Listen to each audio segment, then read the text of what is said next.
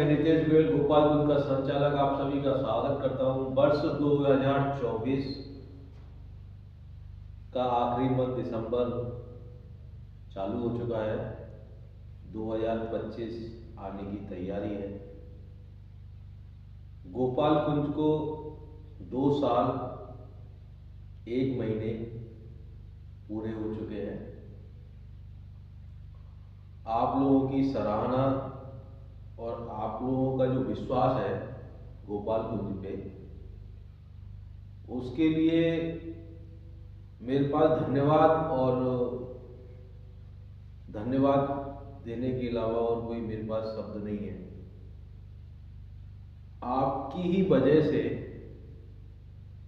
आज मेरा परिवार खुश रहता है और उस खुशी की वजह से ही मैं चाहता हूं आप लोगों के परिवार में खुशहाली बना रहे और रिद्धि सिद्धि की स्थापना बनी रहे। अब जो मैं कहना चाहता हूं, यूट्यूब चैनल, इंस्टाग्राम, फेसबुक आप भी देखते हो और मैं भी देखता हूं, लेकिन मैं कैसे समझ लूं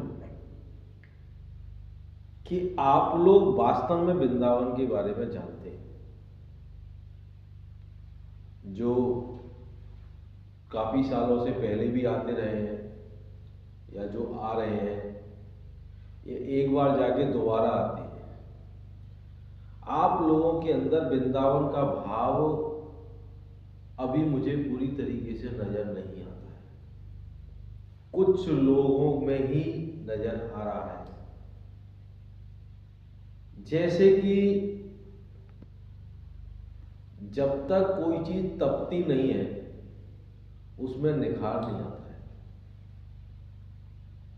आप छुट्टी, आपको अपने व्यापार से या कार्य से छुट्टी मिलने के बाद आप वृंदावन आते हैं। वृंदावन आने के बाद जब कोई मेरे संपर्क में या गोपालगंज में आता है, हकीकत बताता हूं, जिस भाव से मैं वृंदावन घूमना चाहता हूं, जिस व्यवस्था से मैं वृंदावन घूमना चाहता हूं, उसी व्यवस्था से उनको वृंदावन रहने के लिए और घूमने के लिए बोलता हूं। लेकिन जब तक मैं समझाता हूं तब तक उनके जाने का टाइम हो चुका होता है और उनकी समझ में आधी आती है, आधी नहीं आती। उसका कारण ये है कि वो जब तक मेरे को और गोपालगंज को पहचाने तब तक काफी देर हो चुकी होती है। दूसरी चीज, सबसे बड़ी समस्या आती है धन की। धन के कभी कभी प्रारूप में आके आप किसी की बात को समझते नहीं। आज जितने भी भागवताचार्य हैं वह चिल्ला चिल्ला के सारी व्यवस्था बताते हैं और मैं आपको सच बताता हूं कि आज से 10-12 साल पहले इतना वृंदावन में यंग जनरेशन नहीं आती थी जो आज मैं देख रहा हूं यंग जनरेशन को। इसका सब कारण यूट्यूब चैनल है, इंस्टाग्राम है, जितनी भी मीडिया के साधन है ये है।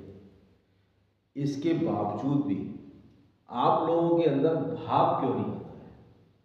हर परिस्थिति को समझते क्यों नहीं?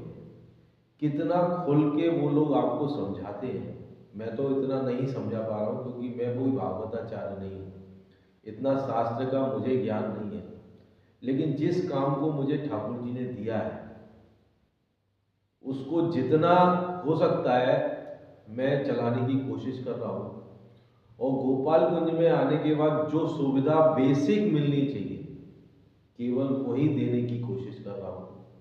इसको होटल या गेस्ट हाउस या धर्मशाला में उस तरीके से नहीं ले जा रहा हूं। जो बेसिक फैसिलिटी से के साथ आप आराम से रह सकते हैं वही देने की कोशिश करूंगा। आगे भी जितनी भी संस्था बनेगी या जो भी विस्तार होगा उसमें यही व्यवस्था होगी। अब यदि विस्तार होगा तो इसका मतलब धन आएगा मेरे पास, उसका विस्तार होगा। धन को मैं डीलक्स के रूप में भी ले जा सकता हूँ, लेकिन नहीं ले लूँ, क्योंकि यदि मैं उसको डीलक्स के रूप में रह गया तो आप लोगों के अंदर भाव नहीं आएगा, क्योंकि वहाँ कलयुग आएगा। इसीलिए बुरा मत मानिए, गोपाल कुंज को इसी तरीके से अपनाइए और प्लीज़ कृपया भागवताचार्यों की बातों को समझ के, उनकी शब्दावलियों को समझ के वृंदावन का भाव समझिए। यहाँ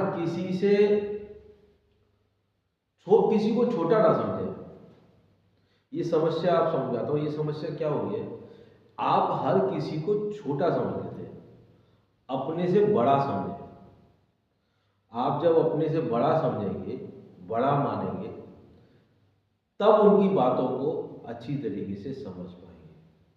बड़ा धन से नहीं, बड़े कार्य से नहीं, बड़ा जब बनना चाहिए जब पूर्ण समर्पित हो जाए वृंदावन के लिए।